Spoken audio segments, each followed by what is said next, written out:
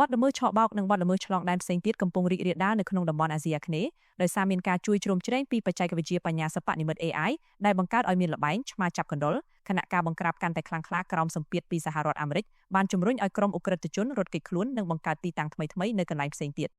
នេះបើតាមការចុះផ្សាយរបស់សារព័ត៌មាន Nikkei Asia នៅថ្ងៃទី21ខែសីហាឆ្នាំ2026លោកស្រី Delphine Chance តំណាងតំបន់អាស៊ីអាគ្នេយ៍និងប៉ាស៊ីហ្វិកនៃការិយាល័យអង្គការសហប្រជាជាតិស្តីពីគ្រឿងញៀននិងអ ுக ្រិតកម្ម UNODC មានប្រសាសន៍ថាក្រុមឆបោកពិតជាអាចប្រើប្រាស់បច្ចេកវិទ្យា AI ទាំងនោះដើម្បីកំណត់គោលដៅលើបុគ្គលម្នាក់និងនិយាយទៅកាន់បុគ្គលនោះជាភាសាជាក់លាក់មួយបាន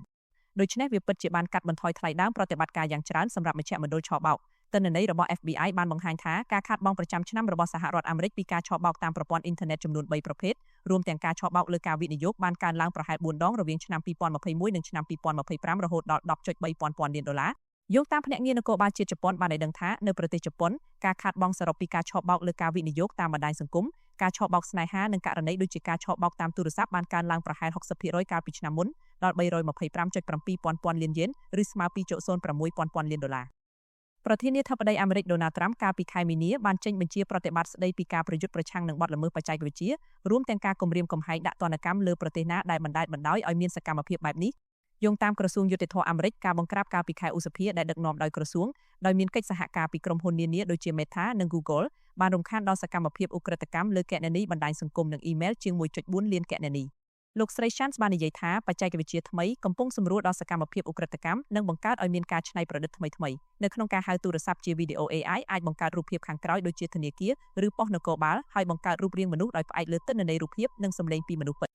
លោកស្រី Chance បញ្ជាក់ថាវាពិតជាពិបាកខ្លាំងណាស់ក្នុងការមើលដឹងថាអ្វីជារបស់ក្លែងក្លាយនិងអ្វីជារបស់ពិតបណ្ដាប្រទេសនៅអាស៊ីអាគ្នេយ៍ដែលជាទីតាំងមូលដ្ឋានសំខាន់នៃសកម្មភាពទាំងនេះកំពុងតែរឹតបន្តឹងនិងបង្ក្រាបយ៉ាងខ្លាំងក្លា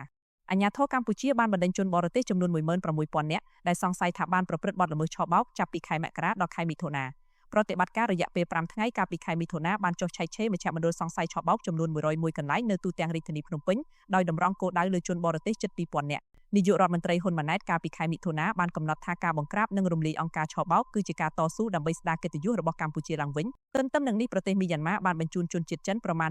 7,600 នាក់ដែលពាក់ព័ន្ធនឹងការឆបោកត្រឡប់ទៅប្រទេសវិញតាមការស្នើសុំរបស់ទីក្រុងប៉េកាំងការបង្ក្រាបយ៉ាងក្តៅគគុកបានជំរុញឲ្យក្រុមឆបោករាយប៉ាយទៅកាន់ទីតាំងដែលមិនសូវមានការចាប់អារម្មណ៍ដូចជាខុនដូនិងបន្ទប់សន្តាគារព្រមទាំងទៅកាន់ប្រទេសផ្សេងទៀតដូចជាស្រីលង្កានិងឥណ្ឌូនេស៊ី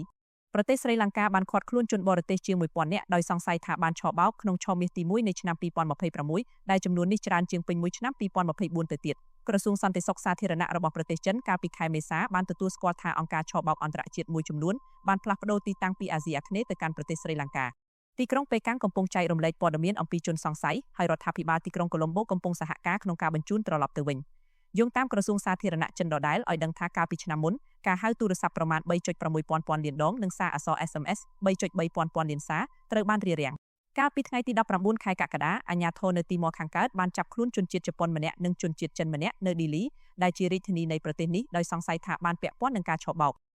អ្នកទាំងពីរត្រូវបានសង្ស័យថាបានប្រើប្រាស់សន្តាគារជាទីតាំងដើម្បីភ្ជាប់អ៊ីនធឺណិតតាមរយៈសេវាទំនាក់ទំនងផ្ដាយរណប Starlink ដើម្បីចាប់ផ្ដើមការឆបោករវាងខែមិថុនានិងខែកក្កដាការបង្ក្រាបយ៉ាងក្តៅគគុកលើការឆបោកនៅទីម៉ូខាងកើតបានឈានទៅដល់ការចាប់ខ្លួនជនបរទេសចំនួន350នាក់មកពីបណ្ដាប្រទេសនានារួមមានចិនឥណ្ឌូនេស៊ីនិងកម្ពុជាអង្គការឧក្រិដ្ឋកម្មឆបោកបានផ្ទេរប្រាក់ដែលឆបោកបានទៅក្រៅប្រទេសភ្លាមៗដែលធ្វើឲ្យការតាមដាននិងការទារយកមកវិញមានភាពលំបាក